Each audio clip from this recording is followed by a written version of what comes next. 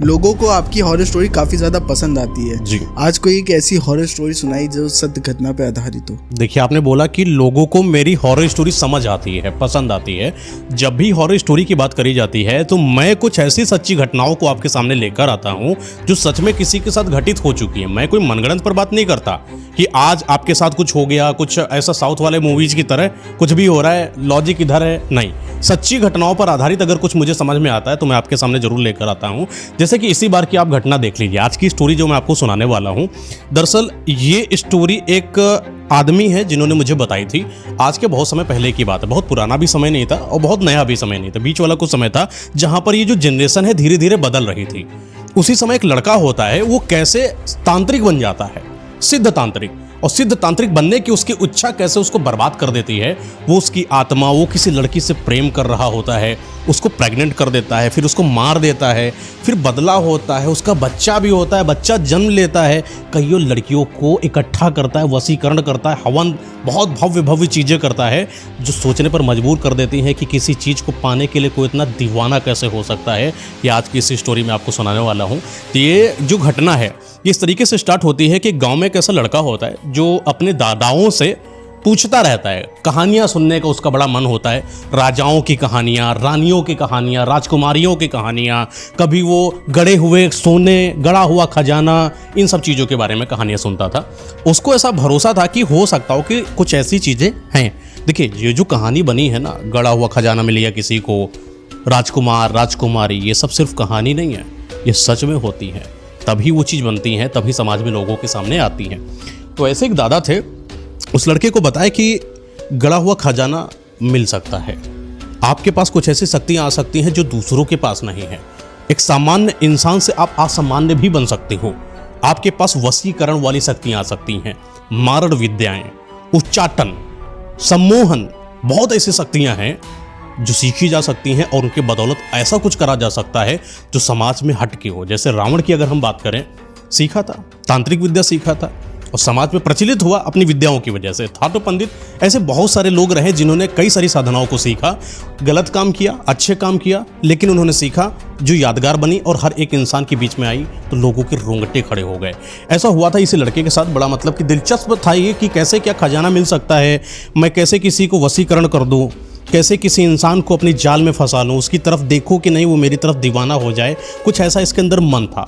तो ऐसा दादा से पूछा कि बाबा ये बताओ कि कैसे होता है, सीखा कैसे जाता है। तो उन्होंने बताया कि ये चीज़ ऐसा आसान नहीं होता है, इसके लिए आपका जो दृढ़ विश्वास है वो बहुत मजबूत होना चाहिए, अपने ऊपर आपका संयम बहुत मजबूत होना चाहिए, जिस चीज़ को आप करने जा रहे हो उस चीज़ पर आपका कंट्रोल बहुत बेहतर होना चाहिए, तभी जाकर आप किसी साधना को कर सकते हो। और कोई एक साधना करने के लिए आपके पास एक पारंगत सिद्ध गुरु होना चाहिए, क्योंकि गुरु के मार्गदर्शन के बगैर आप किसी भी तरीके की साधना करोगे उसका परिणाम दुष्परिणाम में ही बदलता हुआ दिखाई पड़ेगा। ये चीज़ जब इसको पता चली और ये भी पता चली कि गुरु मिलेंगे कहाँ, जब इन्होंने पूछने की कोशिश करी तो पता चला गुरु की जो खोज होती है स्वतः करी जाती है। आपको ही भ्रमण करना पड़ता है जगहों जगहों पर, फिर कहीं पर एक गुरु मिलते हैं जो आपके योग के अनुसार आपको सिखाते हैं विद्याएं। वो काली शक्तियां हो सकती हैं या सात्विक शक्तियां हो सकती हैं। ये लड़का ऐसे ही बातें इसके दिल में घर कर गई कि मुझे भी खजाना देखना है, किसी इंसान के बारे में जानना है, किसी इंसान के पुराने यानी भूतकाल के बारे में जानना है, भविष्यकाल के बारे में जानना है, कोई इंसान मेरे पास आए वो क्या है, क्यों है, कैसा है, कितना गड़ा खजाना है, कितने घराने का है, कितने घर में उसके सदस्य हैं, उसके साथ क्या हो रहा है, वो सब कुछ जान जाए। कुछ ऐसी इच्छाओं को लेकर वो भ्रमण करने लगता है जंगल ही जंगल और एक गुरु की तलाश में निकल जाता है। घनघोर काला जंगल, बहुत दूर गहरे जंगल में पहुँच जाता है और उसको कई लोगों से बातचीत करने के बाद पता चलता है कि दूर पर एक गुरु रहते हैं जो चीज़ों को सिखा रहे होते हैं, साधनाओं के बारे में, सिद्धियों के बारे में। इसको यह भी पता चला कि सात्विक गुरु कौन से होते हैं और मांत्रिक तांत्रिक गुरु कौन से होते हैं। दोनों में ज़्यादातर अंतर नहीं होता है। कुछ लोग होते हैं चीज़ें वही होती हैं, बस जो भगवान को पूज कर बनाएंगे वो आपके सात्विक हो गए, जो भूत प्रेत आत्माओं को साध कर बनाएंगे वो हो गए आपके तांत्रिक वाले। तो इसको मतलब कि देखिए, लेकिन जो सात्विक होता है वो थोड़ा कठिन परिश्रम होता है। वो आपको भगवान को खुश करना पड़ता है, आपको गलत काम नहीं करने पड़ते हैं, किसी कुदृष्टि नहीं रखनी होती है लड़कियों के ऊपर, लेकिन इसका ऐसा स्वभाव नहीं था। ये सात्विक कर भी नहीं सकता था, इसको तांत्रिक ही चाहिए था। जब पूरे ब्रह्मचारी बनना पड़ता हाँ, है। उसके लिए नहीं, ब्रह्मचारी तो आप दोनों में बनोगे, चाहे सात्विक करो चाहे तांत्रिक करो। जब तक आप साधना सिद्धि करोगे तब तक आप गलत काम कर नहीं सकते, वरना वो सिद्धि आपकी भ्रष्ट हो जाएगी। ऐसा इसके साथ हुआ। ये काले घने जंगल में चलता गया, लोगों से पूछता गया और लोगों के सलाह पर और वही मार्गदर्शन पर आगे जब बढ़ता गया तो उसको एक गुरु मिलते हैं। बातचीत हुई, गुरु पहले अपने शिष्य को तय करते हैं कि हमें किस इंसान को क्या सिखाना है। ये आजकल के गुरु नहीं है कि पैसा दिया कुछ भी सिखा दिया, नहीं। पहले के गुरु जो होते थे वो गुरु शिष्य की कला को सीखते थे, कुछ जानते थे कि दृढ़ निश्चय वाला है कि नहीं, ये कर्मठ है कि नहीं, सिखाई हुई साधना को अपने ऊपर झेलने लायक है कि नहीं, कठोर वज्र का है कि नहीं, ये सब चीजें महसूस करते थे। इसके अंदर सारी थी। बहुत हट्टा कट्टा शरीर, 6-6.5 फुट का, बहुत मतलब कि ऐसा इंसान था कि वो था मतलब कि परिपूर्ण था, शक्तियों को सीख सकता था, योग्य था देखने में। मतलब बस उसको थोड़ा सा अगर मार्गदर्शन मिल जाए और सही तरीका मिल जाए तो बहुत कुछ कर दे। कुछ ऐसा इंसान पहुंच गया। बाबा इसको देखते हैं, गुरु मतलब, और इसकी भी इच्छा है बहुत कुछ सीखने की। तो कई सारे होता है ना, एक दूसरे जैसे आजकल टेस्ट लिया जाता है वैसे ही उनके भी टेस्ट होते हैं, इसमें पारंगत होता जाता है। तो गुरु का जो विश्वास है शिष्य के ऊपर होता चला जाता है। अमावस की रात आती है, पूर्णिमा की रात आती है, जितनी भी काली शक्तियों का आगमन होता है, दीपावली पर, होली पर, एकादशियों पर, ये कई ऐसी जगहें होती हैं जहाँ पर भूत प्रेतों की योनियों को आज़ाद करा जाता है। जैसे शाम का समय हो गया, रात का समय हो गया, 12 से 3 बजे का समय हो गया। मारण विद्या की बात करें, शमशानों में बैठकर चिता के सामने बैठकर कई सारी शक्तियों को जागृत करा जाता है। तो वैसे ही गुरु ने इनको कई सारी चीज़ें सिखाई। लगभग 55 से ज़्यादा सिद्धियाँ इनको सिखा दी, जिसमें से किसी को वशीकरण करना हो, किसी को मरवा देना हो, किसी के बारे में जान लेना हो, किसी के ऊपर आई हुई काली शक्ति के बारे में जान लेना हो। और एक विशेष शक्ति इन गुरु ने इनको सिखा दी कि किसी इंसान के ऊपर अगर इन दोनों को हाथों को ये रख दे, उस इंसान के बारे में क्या चल रहा है, उसके साथ क्या हुआ, उसके घर में क्या है, बुरी शक्ति तो नहीं है, अच्छी शक्ति है कि नहीं, कुल देवी, पितृ दोष, काल सर्प, बहुत जितने भी कुंडली दोष होते हैं सब पता कर सकता था। इतनी पावर उसके अंदर। लेकिन जब भी कोई साधना सीखी जाती है, अब साधना तो सीखते चले गए, आपको आ तो सब कुछ गया, उसको प्रैक्टिस करना होता है ना। कई बार आपने देखा होगा कि जो योग्य गुरु हुआ करते थे, टीवी में भी आपने देखा होगा, साधना तो आपको शक्ति दे गई लेकिन आप संभाल नहीं पाते हो शक्ति। आपका शरीर जो होता है उतना योग्य नहीं है कि आपने किसी के ऊपर मारण विद्या लगा दी, पता चला कि आप ही खत्म हो गए। तो उसके लिए पहले छोटी छोटी चींटियों पर मारण करा जाएगा, पक्षियों पर मारण करा जाएगा, फिर धीरे धीरे कौवा हो गया, जानवर हो गया, मारण करा जाएगा, फिर जाके मनुष्यों पर मारण करा। डायरेक्ट मनुष्य पर नहीं आ सकते आप, आत्मा के साथ खिलवाड़ नहीं कर सकते, सृष्टि के बनाए नियम है। तो इसमें एक विधि विधान ये था कि आपको किसी गांव में या मतलब कहीं पर भी आपको चले जाना है और इंसानों के साथ रहना है, उनके ऊपर अपनी सीखी हुई शक्तियों का चमत्कार जो है वो करके देखना है कि आपकी शक्तियां जो है सधी है कि नहीं। साधना करने के बाद साधना बहुत ज़्यादा जरूरी है। ये चीज़ अगर आपके अंदर नहीं है तो आपका परिपक्व सिद्ध साधक एक तांत्रिक होना महत्व नहीं करता है। तो ये चीज़ को साधित करने के लिए ये निकल जाता है अपने जंगल से थोड़ी दूर। जंगल के कम से कम 40 कोस के दूर पर एक गांव है जो घनघोर बस्ती में बसा हुआ है। परिपूर्ण है, आराम से वहाँ लोग खा पी रहे हैं, एंजॉय से रह रहे हैं, कोई दिक्कत नहीं है। साहूकारों का ज़माना था, जमींदारों का ज़माना था, चलती जमींदारों की थी, साहूकारता वहाँ पर बहुत ज़्यादा थी। बनियागिरी मतलब एक हिसाब से आज आप कह सकते हो, किसी इंसान को कर्ज देना साहूकार देगा, कर लगाना साहूकार करेगा, उस तरीके का सिस्टम वहाँ पर था पहले। तो चलते चलते उसी गाँव में चले गए और कई लोगों की समस्याओं को सॉल्व करने लगे। वहीं पर एक साहूकार था, जब इसके चमत्कारों को देखता कि किस तरीके से लोगों की समस्याओं का समाधान करे दे रहा है कोई एक नया पुरुष, जिसकी उम्र मात्र 40 से 45 साल, कोई खास बड़ी उम्र नहीं। पहले के लोग 100-100 साल जीते थे, उस समय की 40-45 साल की उम्र आज के 20-25 साल के लौंडे के बराबर समझ लो, ठीक है ना। वहाँ पर आराम से जब साहूकार ने देखा बड़ा योग्य लड़का है, इसको ऐसा करते अपने यहाँ रख लेते हैं, थोड़ा सरड़ देंगे, हो सकता है कि सरड़ के सहारे कुछ हमें बता दे, गड़ा हुआ खजाना या कुछ भी बता दे जो साहूकारता को आगे लेकर चला जाए। इस तरीके की उसकी मनसा थी। अच्छा, मनसा भी किसी इंसान की पहचानने की भी क्षमता थी इसके अंदर। यह भी जानता था कि साहूकार की मनसा क्या है, लालच है उसके अंदर, तभी वो मुझे सर दे रहा है। लेकिन इसका सीधा सा था, आप लालच ले रहे हो कोई बात नहीं, मेरा भी तो लालच है, मैं भी तो करके देखूंगा कि सामान्य के साथ हो क्या रहा है। तो इनको एक जगह मिलती है, साहूकार एक जगह निर्धारित करके देता अपने घर के थोड़ी दूर पिछवाड़े पर। वहाँ पिछवाड़ा होता था, वहाँ गायें वाएँ पलती थी और वहीं पर थोड़ी सी जगह थी जिस पर इन्होंने अपना मठ बना लिया था। मठ का जो आकार होता है वो गुफानुमा होता है, जैसे कि आप जब वहाँ पर प्रवेश करेंगे तो आपका जो मार्ग होता है वो छोटा होता है, समय के साथ अंदर जब प्रवेश करेंगे उसका विकराल रूप चालू हो जाता है, गाय मुखी टाइप्स आप कह सकते हो, गुफा है एक अलग से, ठीक है। तो उन्होंने उसी तरीके से जो मठ का आकार होता है वो मठ का आकार वहाँ पर बना दिया। समय के साथ लोग आते गए, अपनी समस्याओं के बारे में बताते गए। किसी के घर में भूत प्रेत लग जाता, किसी के घर में कुछ करा दिया जाता, किसी के घर के नीचे लाश निकल आती, किसी ने आत्महत्या कर ली, उसकी आत्मा उसके घर वालों को परेशान कर रही, किसी के घर में पंचक काल लगा है, किसी के घर में सूतक काल लगा है, किसी के घर में कच्चा कलुआ आ गया है, किसी ने अप्सराएं सिद्ध कर ली है, किसी ने कड़ पिशाचिनी सिद्ध कर ली है। तब भी सब चलता था, यही सब कुछ प्रथाएं थी, कुछ करता कुछ बिगड़ता, उन चीज़ों का समाधान ये कर देता। अच्छा, समय बीतता गया, इनकी जो प्रचलन क्रिया थी प्रचलित होने की वो दूर दूर तक फैलने लगी। पता चलने लगा कि किसी दूर गांव में एक ऐसे महात्मा जी आए हुए, वेश भी महात्मा वाला कि कोई पता ना कर पाए, तांत्रिक, दिखावटी एकदम कैसा है, पंडित महात्मा, बाबा की तरह, सात्विक वाला। क्योंकि इंसान भरोसा किस पे करता है ज़्यादा? बाबा के ऊपर। बाबा का रूप, दाढ़ी लंबी लंबी, ये मूछें बड़ी बड़ी, आंखों में एक अजीब सा ओझ, चेहरे पर एक अजीब सा ओझ, ललाट पर चंदन होती थी। जब भी किसी को देखता तो कोई इंसान उसकी तरफ आकर्षित हो जाता, इतना ओझ चेहरे से निकलता। कुछ ऐसा बैठे मठ पर, जो आता सबके बारे में बताते जाते, प्रचलन होता जाता, लोग जानते जाते, हर जगह पर सोल्यूशन निकल रहा है, समाधान निकलता जा रहा है। समाधान निकले भी क्यों ना, क्योंकि हर तरीके की शक्तियों का साधक तो ये बैठा है। इसको अपने ऊपर कंट्रोल होने लगा, धीरे धीरे विश्वास की मेरी शक्तियां काम कर रही हैं। अब आता है ट्विस्ट, एक परिवार आता है इनके पास, यहीं से पूरे कहानी का खेल बदलने लगता है। हाँ, ये जो परिवार था ये पूरा टर्निंग पॉइंट हो जाता है ये साधक के लिए। एक परिवार है, लड़की है, उनके घर में रहती है, मम्मी है और पापा है। दरअसल उनको कुछ पहले से आभास हो रहा होता है उनके घर में कि कुछ धप धप की आवाज़ें आ रही हैं। कभी तो ऐसा लगता है कि लड़की को कुछ दिख गया, कभी महिला अकेले है, पुरुष बाहर लकड़ी वकड़ी काटने चले गए, जानवरों को चराने चले गए।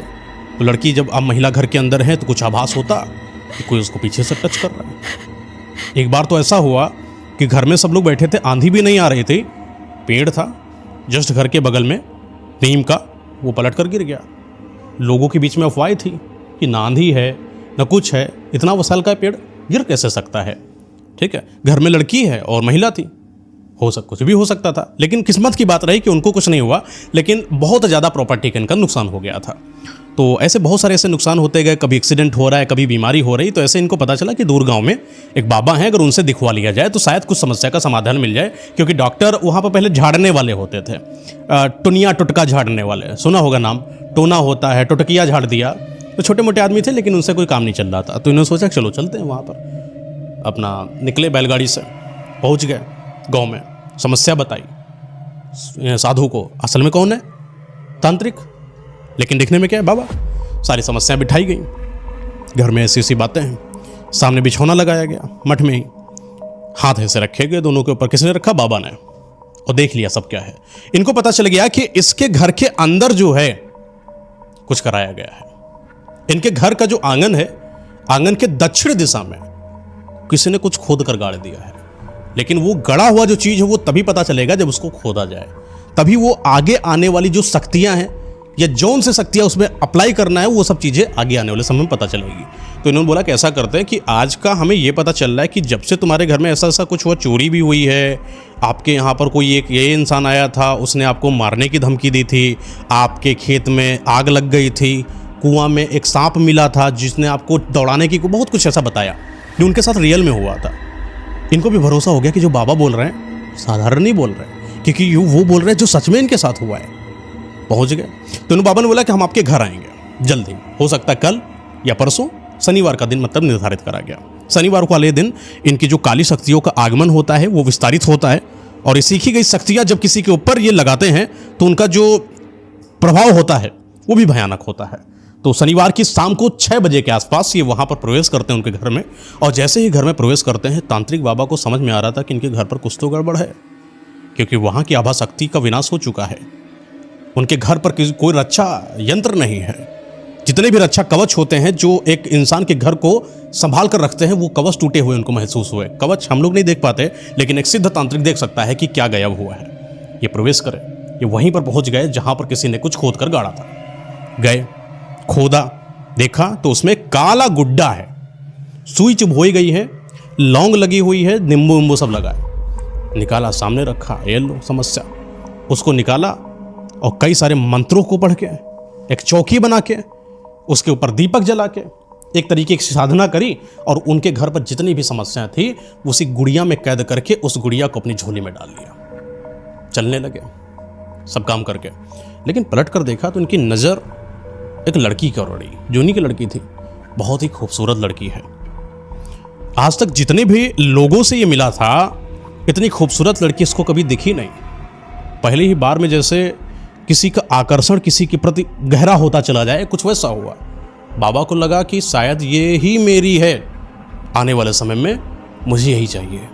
बाबा के अंदर जिद, और जब आपके साथ शक्तियाँ हों और जिद पूर्ण करने की बात आ जाए तो कौन पीछे हटता है। और आपकी जब इच्छाएं तांत्रिक वाली हों तो बुरे व्यवहार, गलत लड़की पर नज़र डालना, कुछ चीज़ें हो सकती हैं। तो वही है कि इनकी बुरी नज़र तो उसके ऊपर पड़ चुकी थी। अब वापस तो जा रहा था, लेकिन दिमाग पे इतना था ये मुझे लड़की चाहिए, कैसे भी चाहिए। थोड़ी दूर पर गए, फिर वापस घर आए, बोले कि उनके मम्मी पापा से कि आपके घर में मैंने कर तो दिया है, लेकिन मुझे ऐसा लग रहा है कि किसी ने आपकी लड़की के ऊपर कुछ करा रखा है, जिसकी वजह से वो आपके घर में कोई आया, आंगन में गाड़ने की हिम्मत पैदा हुई। आपकी लड़की किसी से बातचीत करती है क्या? नहीं। बाहर जाती है? हाँ, आसपास तो जाती ही है। किसी के साथ कुछ संबंध? नहीं। ऐसा कुछ सुनने में नहीं लगा। माँ बाप को क्या ही पता होता किसी इंसान के बारे में। लड़की तो अपनी सबको अच्छी लगती, कभी कुछ नहीं। फिर क्या हुआ? फिर मतलब ये माँ बाप से बोलता है कि अपनी लड़की को जो है मठ पर लेकर आइएगा। ये भी अपने मठ पर चला आया। जिस दिन को बोला गया था उस निर्धारित समय पर इनके माँ बाप अपनी बेटी को लेकर इनके मठ पर पहुंच गए। और बातों बातों में जिस तरीके से उन्होंने अपने माँ बाप को बताया कि आपकी बेटी के ऊपर कुछ ऐसा असर हो चुका है जो सच में इतनी जल्दी से जाने वाला नहीं है। इन्होंने बोला कि आज रात मुझे आपकी बेटी के ऊपर कुछ साधना करनी है, जिसके लिए मुझे तंत्र साधना का सहयोग लेना पड़ेगा, जिसकी वजह से आज रात आपको यहीं मठ के पास ही रहना पड़ेगा। और आपकी बेटी मठ के अंदर रहेगी। जब भी ये साधना करी जाती है, उस साधना में रखी जाती है जब लड़की को या किसी बॉडी को, तब आसपास किसी इंसान का होना सही नहीं होता है, क्योंकि जिस तरीके की शक्ति इसके अंदर प्रवेश कर गई है, अगर निकल जाए, कोई बाहर कोई मनुष्य दिखाई पड़ जाए, वो शक्ति उसके अंदर प्रवेश कर सकती है और उसका विनाश कर सकती है। ये चीज़ें जब इन्होंने माँ बाप को बताई तो बोला कि आप ऐसा करो, रात का कुछ समय निर्धारित कराया गया, उस समय इस लड़की के ऊपर वो साधना करी जाएगी, आप लोग बाहर बैठ जाइए।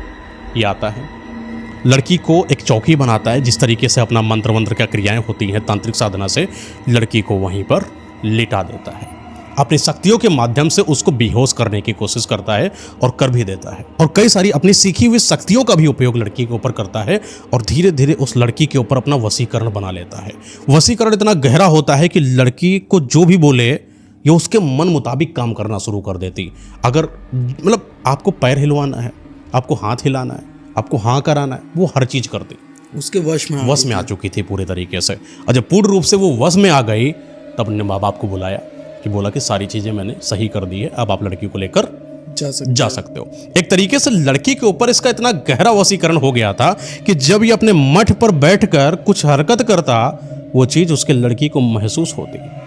कई बार उस लड़की को ऐसा महसूस होता कि कोई उसे छूने की कोशिश कर रहा है, पता नहीं क्या है, वो शक्ति क्या है, आसपास कुछ पता नहीं चल रहा है। वो आसपास पलट कर देखती तो कुछ नहीं होता, क्योंकि ये जो भी चीज़ें कर रहा है वो कहाँ से कर रहा है? मठ से कर रहा है। और बीच बीच में संदेश के माध्यम से वो लड़की को अपने मठ पर बुलाता और सारी चीज़ें उसके साथ करता, गलत काम करता, संभोग करता, जो उसको मनाता उस लड़की के साथ करता। फिर बाद में माँ बाप को बुलाता, बोला सही हो गया है, लेकर चले जाओ। कई दिनों तक चलता रहा, कई महीनों तक चलता रहा, ऐसे ही बीच बीच में बुलाया जाता। ये सारी चीज़ों का आभास क्या उस लड़की को था जो उसके साथ बाबा करते थे? कुछ भी आभास नहीं था, क्योंकि जितनी भी चीज़ें करी जाती थी वो उसकी आत्मा को कंट्रोल करने में स्थगित करने के बाद होता था। स्थिर आत्मा को स्थानांतरण कर दिया जाए तो सिर्फ वो बचती है, उसकी आत्मा का प्रभाव उसके शरीर पर नहीं होता है। उसके समय, बचे हुए समय पर कुछ भी करा जा सकता है, ये वो करता था। तो उसके बाद जो है एक समय बीतता गया, दिन प्रतिदिन महीना बीतता गया, लेकिन अब जो तांत्रिक है वो सोच रहा है कि यार लगातार मुझे बुलाना पड़ रहा है, ये अच्छा नहीं लग रहा है, बता देता हूँ मैं इसे। वो लड़की को एक दिन फिर वैसे ही बुलाता है और लड़की को अपने पास बिठाता है। साधना के माध्यम से, आज कोई भी साधना नहीं करता है, धीरे धीरे वो उसको सब बताने की कोशिश करता है कि किस तरीके से मैंने तुम्हारे ऊपर अपना प्रभाव बनाया, किस तरीके से तुम्हें वशीकृत करके अपने अधीन किया, किस तरीके से मैं प्रतिदिन जब भी तुम्हें बुलाता तुम्हारे साथ संभोग करता था, और जब मैं तुम्हारे साथ संभोग कर चुका हूँ तो मेरी आत्मा तुम्हारी आत्मा से मिल चुकी है, जिसकी वजह से तुम चाह कर भी यहाँ से दूर नहीं जा पाओगे। उसने उस लड़की को अपना साधुत्व रूप हटा के तांत्रिक रूप भी दिखाया कि किस तरीके से मैंने साधनाओं को सीखने के लिए और उनका उपयोग करने के लिए यहाँ पर आया। और आज मैं जब तुम्हें इतना चाहने लगा हूँ तो मैं नहीं चाहता कि हम दोनों की बीच में कोई फासले हों, इसलिए मैं तुम्हें सारी चीज़ें बता देना चाहता हूँ। अच्छा, लड़की को ये बड़ा अचंभा महसूस नहीं हुआ? कई लड़कियां होती जैसे पहली बार आप कुछ चीज़ सुन लो और अपने बारे में तो शायद आप अपना होश गवा बैठो, लेकिन लड़की के साथ ऐसा लगा कि जैसे वो खुद दिलचस्पी दिखा रही है उसके साथ। कोई गलत बात ही नहीं बोली, कोई रिएक्शन ही नहीं दिया, नॉर्मल।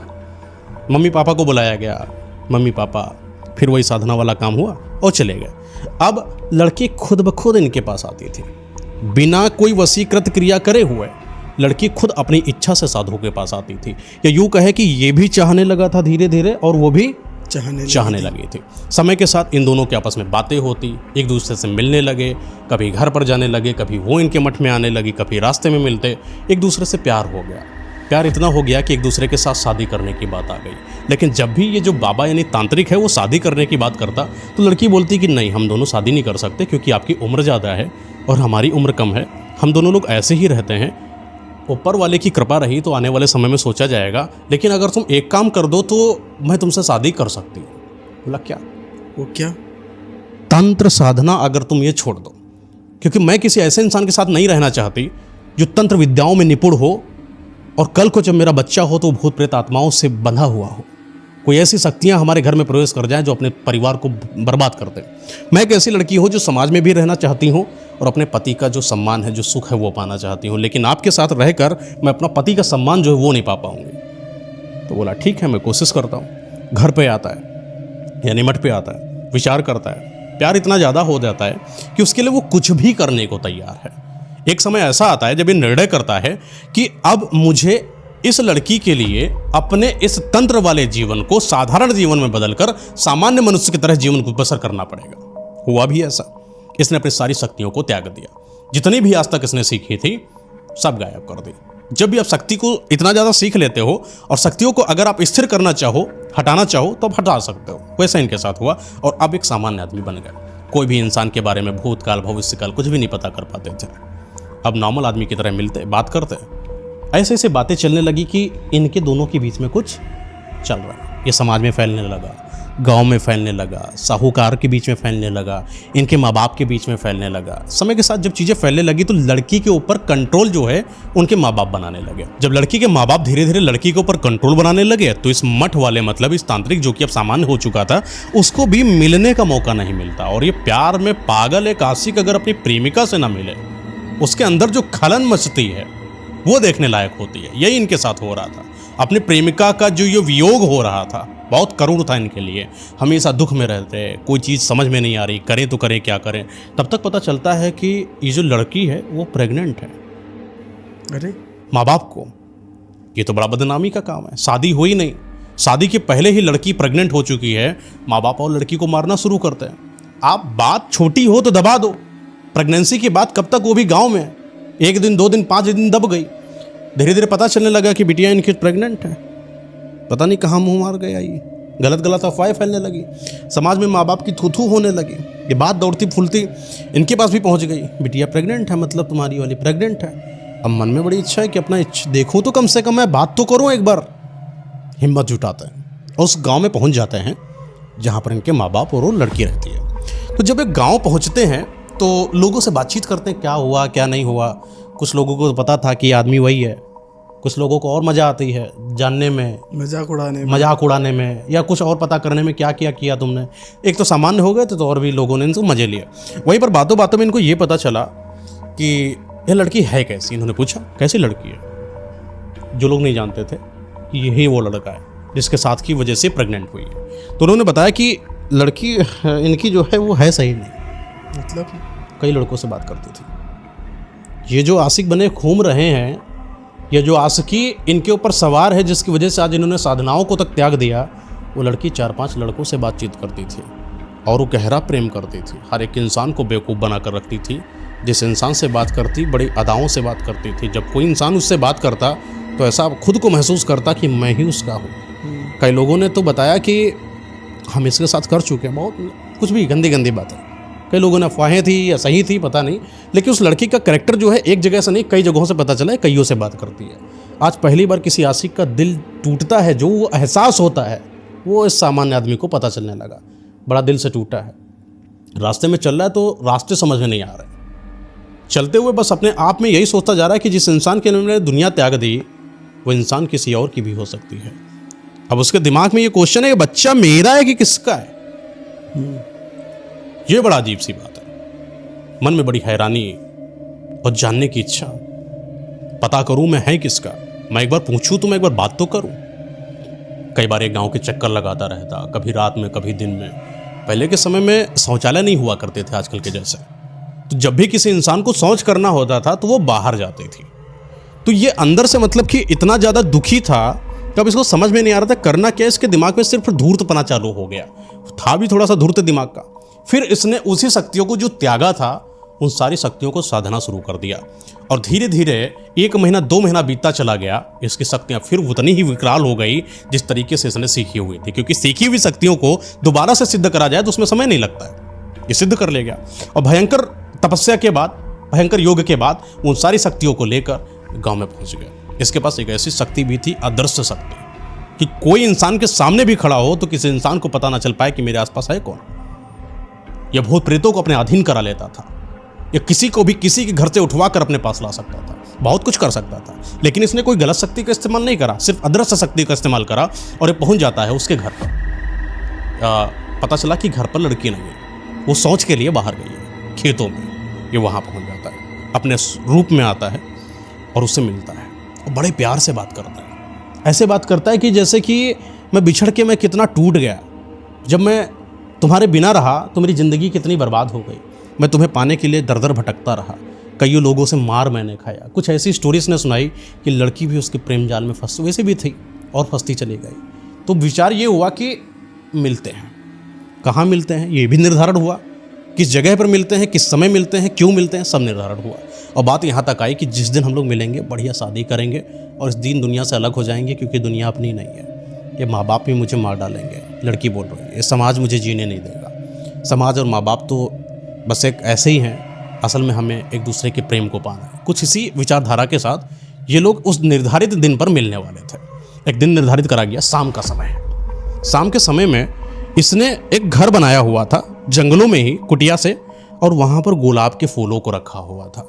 काफ़ी मनोरम सा दृश्य था, फूल की पत्तियाँ पड़ी हुई थी, सुगंधित इत्र की खुशबू फैल रही थी। बेड पूरा सजा हुआ था। बेड कैसा था, आजकल का तो बेड ऐसा होता है, नीचे की पैरा सुना है, पैरा, चटाई नहीं, पैरा होता है। पहले पैरा चलता था, पैरा की आजकल के गद्दे होते थे, पैरा लगा हुआ है, उसके ऊपर धोती पड़ी हुई, जो साड़ियाँ वगैरह होती हैं, बढ़िया। उनके हिसाब से वो बहुत रोमांटिक वाला सीन है जब, और वो छोटी छोटी सी दिवाली जो होती हैं, दियाली जो होती हैं, वो जला दी गई, लालटेन जला दी गई। तो घर के अंदर जो वार्म लुक इंसान देखता है ना, वैसा दिख रहा था। जगह जगहों पर छोटी छोटी दियाली जलने की वजह से रोमांटिक एकदम माहौल है, रेडनेस है उसके अंदर, गुलाब की पंखड़ियाँ पड़ी हुई हैं, इत्र की खुशबू है, बाहर एक बिछौना लगा हुआ है कि लड़की जब आएगी तो बाहर अपने चप्पलों को उतार के पैर को पूछ के आएगी, क्योंकि कहीं गंदा ना हो जाए। बहुत मतलब दृश्य एकदम रोमांटिक। लड़की को लेकर आता है, बाहर मिलती है लड़की, धीरे धीरे हाथ पकड़ के अंदर लेकर आता है। लड़की बोलती, बड़ा आज क्या बात है, आज थोड़ा उजड़े से विचार लग रहे, बड़ा चेंज लग रहे हो। तो बोला कि इतने दिनों के बाद जो मिला हो ना, कि उसी का है प्रेम। बहुत समय हो गया मिलते मिलते, अब तो ऐसा लगता है कि जैसे पूरी दुनिया में तुम्हारे लिए न्यौछावर कर दूँ। ये दुनिया, ये सब कुछ नहीं मेरे लिए। जब मैंने अपनी शक्तियाँ छोड़ दी, अब मैं तुम्हें पाने के लिए मैं कुछ भी कर सकता हूँ। अब चाहे तुम्हारे माँ बाप मुझे मार डालें, लेकिन मैं तुम्हारा होकर ही रहूँगा। आज हम लोग साथ में रहते हैं, फिर शादी कर लेते हैं, यही थोड़ी दूर पर मंदिर है, शादी करेंगे और जीवन पर्यंत के लिए साथ में हो जाएंगे। रात हो चुकी है, धीरे से वही संभोग वाला सीन होता है। वो लड़की को बिछौने पर ले जाता है और बिठाता है, आपस में बातें करते हैं एक दूसरे से, बातें गहरी होती हैं, क्योंकि इतने दिनों से जो मिला ना हो उसके पास बातें बहुत होती हैं। बातें होती जाती हैं, रात बीतती जाती है, आधी रात होती है, समय के साथ एक दूसरे को काफ़ी करीब होते हैं, संभोग करते हैं, एक दूसरे के साथ घुलते मिलते हैं। ऐसा लग रहा है कि दो जिस्म एक जान हो गए हों। लेकिन ये सिर्फ लड़की को लग रहा है कि मेरा पति मुझसे कितना प्रेम करता है, देखो इसने अपना सर्वस्व न्यौछावर कर दिया, अपना शरीर मुझे न्यौछावर कर दिया। इसका छूने का जो स्पर्श है उसको एक अलग ही दुनिया में लेकर जा रहा था। एक चरम सुख की जो शांति मिलती है वो किसी लड़की को अगर कोई एक पुरुष छूता है, जिस पुरुष को वो लड़की पसंद करती है, वो आनंद उसी के साथ महसूस कर पाती है। उसके जो हाथों का आभास था उस लड़की को एक अलग ही सुख दे रहा था। समय बीतता गया, रात और काली होती चली गई, लड़की को और अच्छा लगने लगा। लेकिन ये जो तांत्रिक था ये उस नियत से था ही नहीं जिस नियत से लड़की आज उसके साथ थी। लड़की को लग रहा है कि संभोग कर रहे हैं एक दूसरे के साथ, शायद दो जिस्म एक जान हो रहे हैं, आज के बाद हम दोनों एक हो जाएंगे। लेकिन तांत्रिक के अंदर का गुस्सा, वो जो नफरत, कई इंसानों के साथ मिलकर आई हुई लड़की आज मेरे साथ लेटी है, इसके पास जो ये बच्चा है ये सच में इसका है भी कि नहीं। ये क्वेश्चन, ये बार बार विचारधारा उसको अंदर ही अंदर परेशान कर रही थी। और जो उसकी नीयत थी कि आज मैं लड़की को लेकर आऊंगा, आज मैं मार दूंगा, ना मुझे इसके साथ रहना है ना ये किसी के साथ रहेगी। एक समय आता है जब प्रेम में अपने प्रेम को दिखाते दिखाते अपने दोनों हाथों को इस गर्दन के पास लेकर आता है और गर्दन को दबाना शुरू कर देता है। वो लड़की तड़प रही है, छपट रही है, लेकिन बचती नहीं है, क्योंकि उसके जो मजबूत हाथ उसके गर्दन को कचोटे चले जा रहे थे। उस लड़की को मारने की इतनी भयानक प्रयत्न कर रहा था, मतलब हर कोशिश कर रहा, दबा के पूरा छटपटा रही, पूरे शरीर से एकदम बांधे हुए ऊपर उसके है। क्या कर सकती लड़की, एक मजबूत शरीर का आदमी, अच्छा खासा लंबा चौड़ा, मैंने पहले ही बताया आपको, पकड़ के दबा दिया। तब तक दबाता रहा, तब तक वो तड़पती रही, जब तक वो लड़की अपनी जान न गंवा बैठी। उस लड़की ने वहीं पर तड़प तड़प कर अपनी जान दे दी। ये जो जान का इसका लेना था ये सामान्य नहीं था। इसकी जान तो चली गई लड़की की, फिर इसकी बॉडी को लेकर आता है। और एक साधना थी मारण विद्या वाली, उसमें एक चिता की जरूरत पड़ती है, मतलब एक शव की जरूरत पड़ती है। उस शव का काम ये लड़की करती है। जलाता है चिता पर, मुंड निकालता है और उस मुंड से सीखना शुरू करता है कई सारी विद्याओं। आत्मा जो उसकी निकली है, एक योग होता है, पांचाल योग बोला जाता है। इस योग में अगर किसी इंसान की मृत्यु करी जाए, उस इंसान की आत्मा को कभी मुक्ति नहीं मिलती। और दूसरी बात, अगर मुक्ति मिल भी जाती है वो कभी दूसरी योनि में परिवर्तित नहीं हो सकती है। ये पांचाल योग में इसकी मृत्यु, इस चीज का आभास इस तांत्रिक को भी नहीं था कि ये जो मैं इसकी मृत्यु कर रहा हूं, इस योग से अलग हटकर अगर मैं इसकी मृत्यु कर देता तो शायद कुछ सही होता। लेकिन ये पांचाल योग की मृत्यु इसके साथ में आने वाले समय में कितना भयंकर कष्ट पहुंचाती है, आने वाले समय में आपको पता चलेगा। एक तो ये लड़की है, प्रेग्नेंट हो चुकी थी, बच्चा इनके घर पर था। समय के साथ जब ये लड़की खत्म हो चुकी थी, लेकिन बच्चा कहां पर था? बच्चा उसके हो चुका था। हाँ, बच्चा पहले हो चुका था, उसके बाद आई है। लेकिन इसको ये पता नहीं था कि वो बच्चा सच में इसका है कि नहीं। अब बच्चा इसके घर में है, ये यहां पर खत्म हो चुकी है, इसकी आत्मा निकल चुकी है, लेकिन बच्चे की तलाश तो जारी है ना तांत्रिक को। लेकिन जो बच्चे की तलाश और ये जो आत्मा निकल चुकी है, जब इसको होश आता है, जब इसके लोगों से पता चलता है कि सिर्फ भ्रमित करने की वजह से लोगों ने इसको सिर्फ भरमाया है, असल में इसका कोई लोगों से ज़्यादा कोई खास कनेक्शन नहीं था। लोगों से बात करती थी, हंसती थी, खेलती थी, लेकिन वैसा कनेक्शन किसी के साथ नहीं था जिस्मानी जो इस तांत्रिक के साथ था। तब इसको अंदर से बड़ा ख़राब लगता है कि मैंने किसी एक ऐसे इंसान को मार दिया जिस इंसान ने अपने शरीर को सिर्फ मुझे न्यौछावर किया हुआ था। भले वो किसी से बातचीत करती थी, खुले विचारों की थी, लेकिन जो उसका प्रेम था वो मेरे लिए अमर था सिर्फ। तब इसको अंदर से ग्लानि होती है और अंदर से तड़प होती है कि ये मैंने कर क्या दिया। ये अपनी शक्तियों का इस्तेमाल करता है फिर से उसी लड़की की आत्मा को बुलाने के लिए। देखिए, आज तक जितनी भी इसने आत्मा को बुलाया था, उन सारी आत्माओं को बुलाने के लिए इसको ज़्यादा प्रयत्न नहीं करना पड़ता था। लेकिन अपनी जिससे प्रेम कर रहा है उस प्रेमिका की आत्मा को बुलाना इसके लिए दुश्वार हो रहा है, बहुत दिक्कत हो रही है। क्योंकि पहली बात तो उसको पांचाल योग में मारा गया, उस आत्मा को बुलाना इतना ज़्यादा आसान नहीं है। फिर जिसके साथ आपने संभोग करा हो, उसकी आत्मा जब आपकी आत्मा के साथ मिल गई हो, जिस तांत्रिक की आत्मा किसी महिला की आत्मा के साथ मिलकर एक नई ऊर्जा का निर्माण करती है, उस आत्मा को बुलाना किसी तांत्रिक के भी बस की बात नहीं। उस आत्मा को बुलाने के लिए किसी गैर तांत्रिक का होना जरूरी है। वही उसकी सिद्धि करके, वही उसके साथ साधना करके उस आत्मा को बुला सकता है। बहुत आसान था इनके लिए कि किसी दूसरे तांत्रिक को लेकर आते और उसकी आत्मा को बुला लेते, लेकिन नहीं बुला सकते थे क्योंकि जिस लड़की को मारा था इन्होंने, वो अगर लोगों को पता चल जाता तो लोग ढूंढ कर इसको मार देते, जिंदा जला देते, या तांत्रिक ही इसको मार देते। कि कभी भी तांत्रिक अपने पत्नी को नहीं मारता, ये नियम होता है, लेकिन अगर आपने मार दिया तो तांत्रिक समाज ही आपसे रुष्ट हो जाता है। तो ये जो डर था इसके अंदर, इसलिए इसने किसी तांत्रिक को बुलाया नहीं। लेकिन एक और शक्ति थी जिसकी साधना से हम किसी अपने ही इंसान को, जिसको मैंने मारा है, उसी की आत्मा को बुला सकता हूँ, फिर चाहे वो मेरी मम्मी हो, पापा हो, पत्नी हो, पुत्र हो, पुत्री हो, कोई भी हो। तो साधना को सिद्ध करने के लिए ये उस गांव या उस जंगल से दूर एक पहाड़ है, वहां पर उस साधना को सीखना शुरू कर देता है। ये साधना काफ़ी भयंकर होती है। समय के साथ समय बीतता जाता है। ये जो बच्चा है, जो प्रेग्नेंट हुई थी लड़की, वो लड़का इनके घर में माँ बाप के साथ रह रहा है, उन्हीं के साथ बड़ा होता है और बड़ा होता है, वयस्क होता जाता है। ये वैश होता क्या है? वयस्क मतलब कि बचपन से जब बच्चा आगे बड़ा हो जाता है, 18-19 साल की इसकी उम्र हो जाती है। इसका जो बचपन था वो बड़ा अजीब सा था। क्यों सर? जब भी किसी लोग से मिलता तो कोई ना कोई ऐसी बातें, जैसे होता है ना, छोटा बच्चा है, अपने माँ बाप से मिलता, पापा पापा करता, मामा करता, लेकिन इसके पास कोई ऐसा नहीं था जिसको माँ बोल सके, जिसको पापा बोल सके। जब भी किसी से बोलता या अपने नाना नानी से बोलता कि मेरे पापा कहाँ हैं, मेरे मम्मी कहाँ हैं, तो बातों बातों में घुमा दिया करते थे। लेकिन ये समाज इतना सही नहीं होता है। जब भी समाज में निकलता तो यही बोलता है, भगोड़े के लड़का जा रहा है। ऐसा लोग इसको बोलते हैं कि तुम्हारी माँ किसी के साथ भाग गए थे, तुम्हारे बाप का कोई पता नहीं कितने बाप तो हैं तुम्हारे। ऐसी ऐसी अजीब अजीब सी बातें, इनके माँ के खिलाफ गंदी गंदी बातें जब सुनने को मिलती तो लड़का अंदर से अंदर बड़ा, मतलब उसको अच्छा नहीं लगता था कि उसकी माँ के कैरेक्टर के बारे में ये समाज कितना गलत बोल रहा है। कोई बोल रहा है 5 लड़कों के साथ, कोई बोल रहा है 6 लड़कों के साथ, कभी कोई कहता है पता नहीं किस वाले के साथ भाग गई, पता नहीं तुम किसके बच्चे हो। ऐसे ऐसे जब अनाप शनाप बातें अपमानजनक सुनने को मिलती, ये अंदर ही अंदर घुटता रहता था, मन ही मन कुड़ता रहता था कि कोई इंसान मुझे मेरे माँ बाप के बारे में इतना गलत बोलता है, साथ में मेरे माँ बाप तो है ही नहीं, मेरा अपना कौन, इसको कुछ समझ में नहीं आता था। जब तक मतलब नाना नानी की उम्र सही सलामत रही, तब तक वो लोग इनकी मतलब सेवा करते रहे। लेकिन समय के साथ वो भी बुजुर्ग होते गए, इंसान बदलता गया, समय बदलता गया, समाज बदलता गया, लेकिन ये अकेले अकेले जीवन को काटता चला रहा था, वो भी अपमानजनक। इसके साथ बचपन में कुछ ऐसी हरकतें होती थी जो सोचने का विषय बनता था। जब भी कहीं बाहर खेलने जाता तो सामान्य बच्चों से अलग था।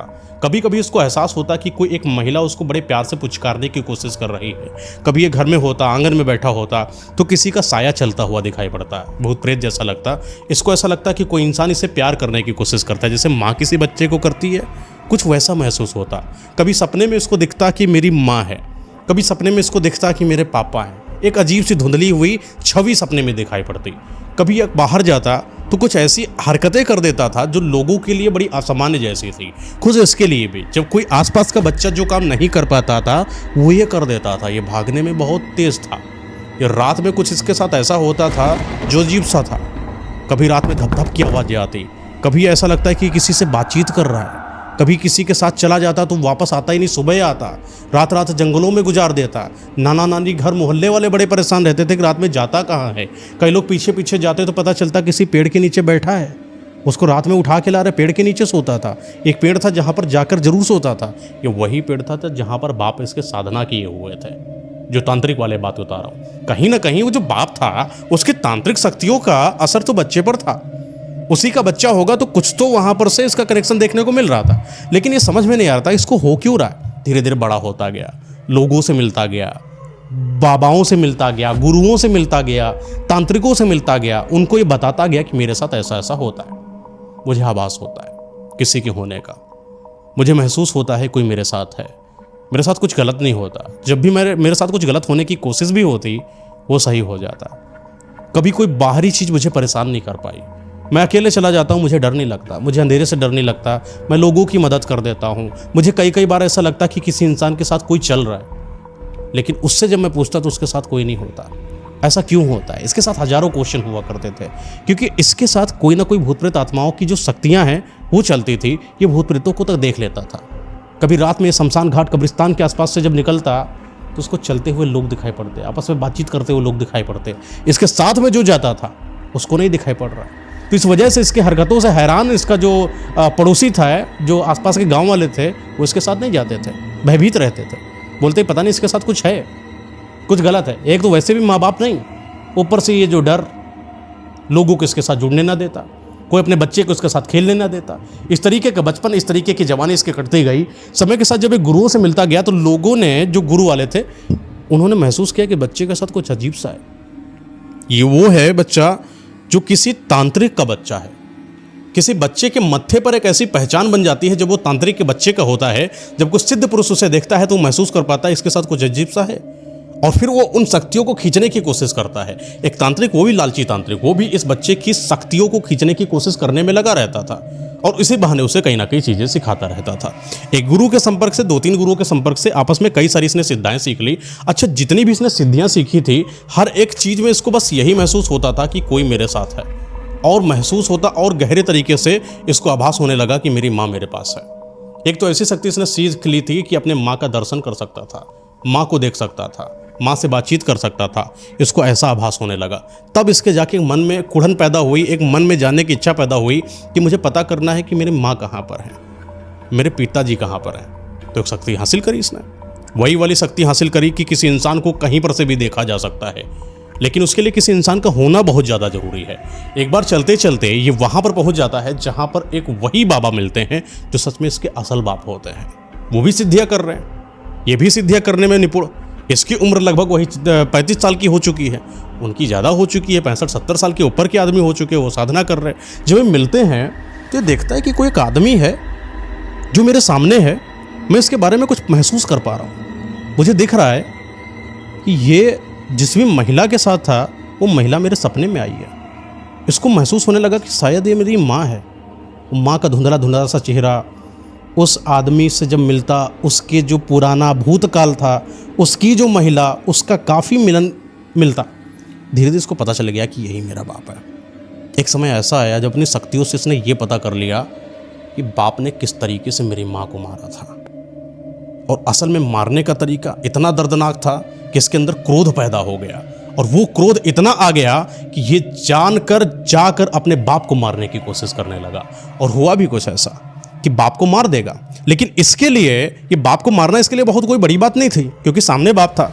सिद्धियों में ये भी निपुण था, वो भी सिद्धियों में निपुण था, वो समाधि में था, और ये जाता पीछे से मार देता, डंडा मार देता, कुछ भी मार देता। पता चल गया था यही मेरा बाप, इसने मुझे मारा है, लेकिन मारा नहीं। इसके अंदर भी एक अजीब सा था कि मैं अपनी माँ की आत्मा को पहले बुलाऊंगा, तब मैं अपनी माँ के सामने अपने बाप को वैसे ही मारूंगा जिस तरीके से इसने मेरी माँ को मारा था। लेकिन किसी की आत्मा को बुलाना अभी इतना नहीं आता था इसे कि बुला ले और उस शक्ति को साध ले। इस चीज़ के लिए इसको बहुत कुछ अभी सीखना था, बहुत सारी शक्तियों को सीखना था। इसकी जो माँ थी, एक तो पांचाल युग में ख़त्म हुई थी, कोई इंसान इसे बुला नहीं सकता। एक तो इनके खून की ही थी, तो पहली बात, अपने रिश्ते के खून को तुम नहीं बुला सकते, जैसे वो बाप नहीं बुला सकते, वो साधना कर रहे हैं, वैसे इनको साधना करना पड़ेगा। बच्चा जब अपनी ही माँ की आत्मा को बुलाएगा तांत्रिक भेष में होने के बाद, तो उसको 108 लड़कियों की जरूरत पड़ेगी। एक भव्य योग बनाना पड़ेगा जहाँ पर 108 लड़कियों की आत्माओं को रखना पड़ेगा, उनकी बॉडी को रखना पड़ेगा। पहले उनको पुचकार कर लाना पड़ेगा, मारना पड़ेगा, फिर उन शवों को एक दूसरे के साथ बांधना पड़ेगा, फिर उनकी आत्माओं को एक जगह पर बांध कर फिर वो क्रिया चालू करी जाती है, जिस तरीके के बाद आप किसी भी अपने घर की आत्मा को बुला सकते हो।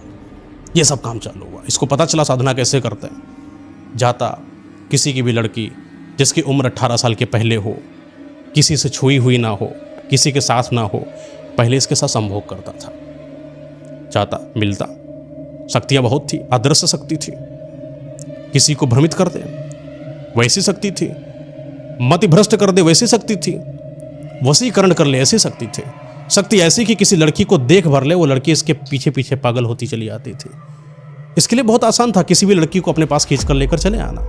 एक जंगल में इसने एक जगह बना रखी थी, उस जगह के किनारे किनारे इतने कवच बना रखे थे कि कोई बाहरी इंसान अगर आकर भी देख ले दिखाई नहीं पड़ता था। वो बिल्कुल जंगलों जैसा लगता जब कोई सामान्य आदमी देखता, लेकिन असल में वहां पर कुछ और था।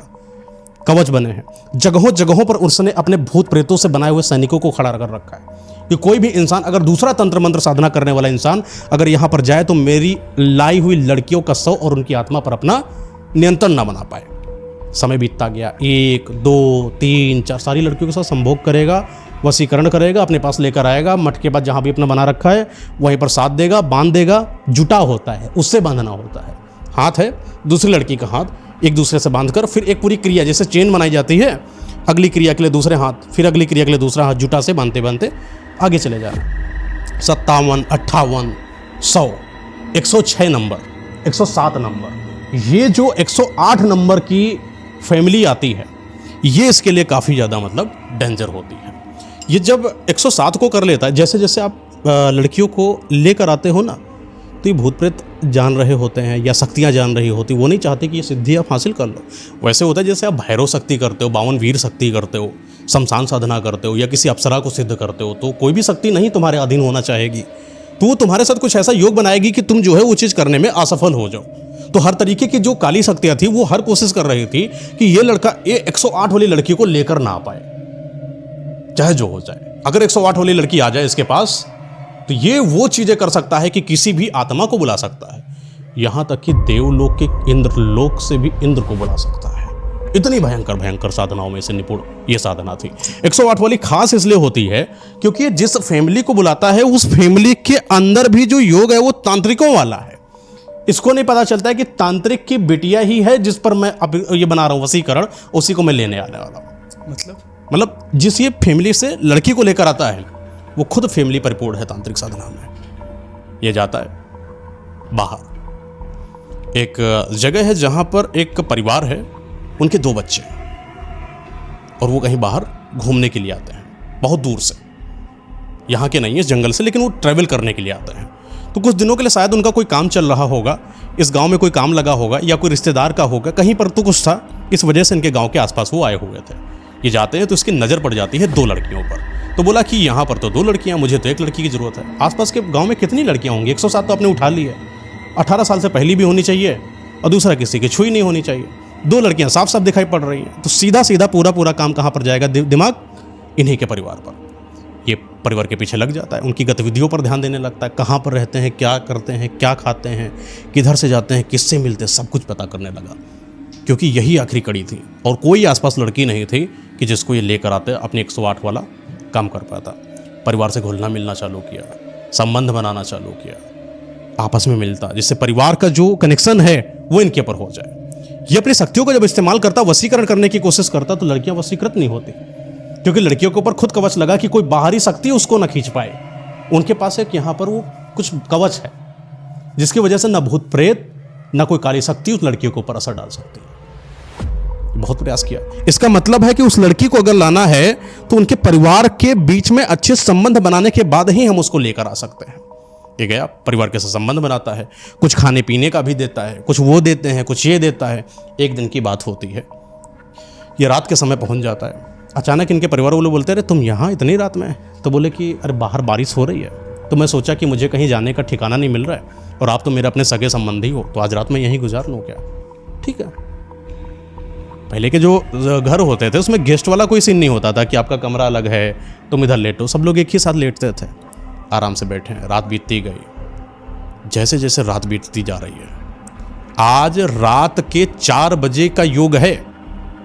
जिस जगह पर ये अभिमंत्रित करी हुई जो लड़कियां हैं, अगर वहां पर 108 वाली लड़की ना लेकर जाया जाए तो जितनी भी आज तक की किसने साधना कर रखी है 108 से 107 करने में, वो सब विफल हो जाएगी।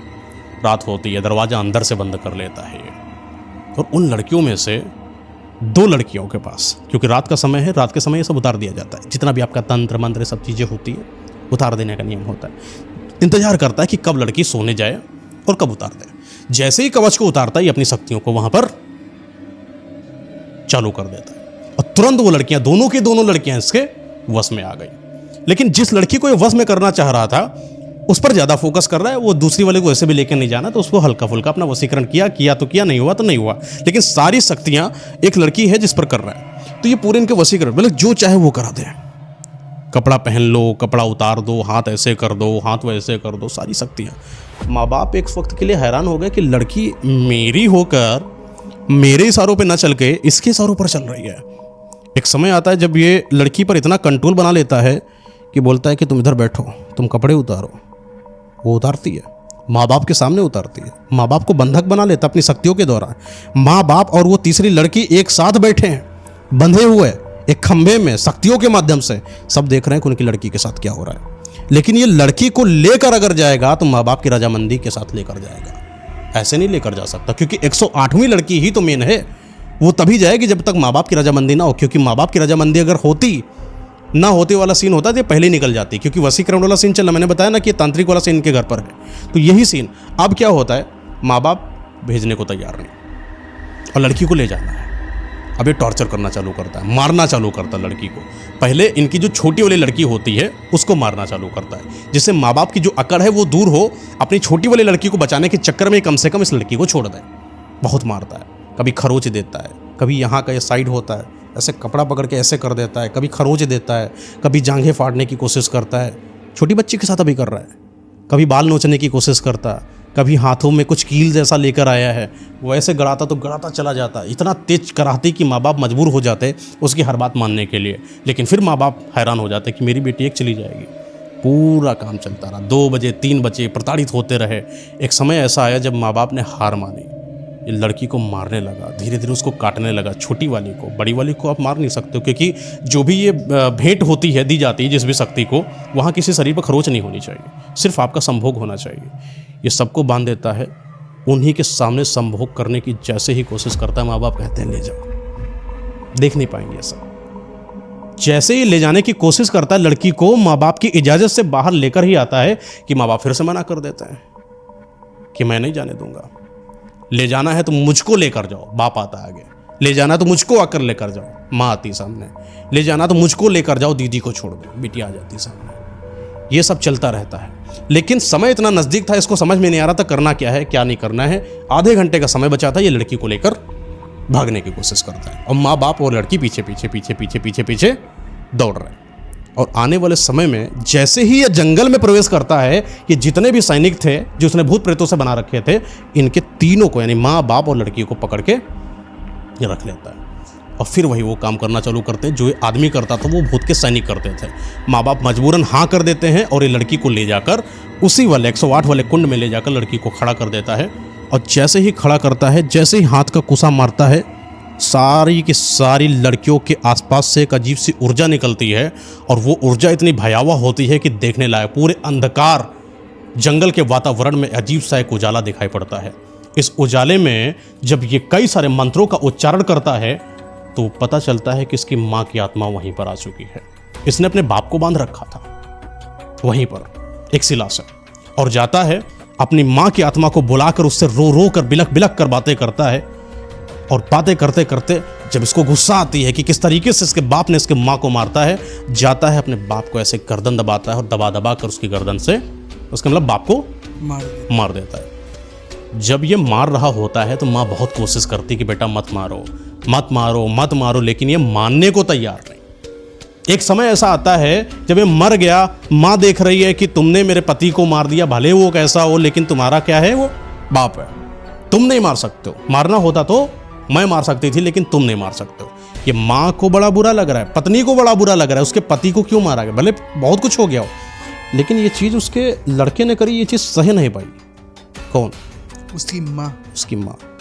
और गई एक डंठल सा था लकड़ी का, और वो उठाया, उसने लड़के के पीछे से मार दिया। इसको बोला जाता है वात्सल्य प्रेम का विखंडन होना, जब आप अपने ही बेटे को अपनी आंखों के सामने मार देते हो। बेटा पीछे पलट कर देखता है कि आज पहली बार कुछ उसको ऐसा महसूस हुआ कि कोई पाते पाते कोई चीज़ खो दी हो।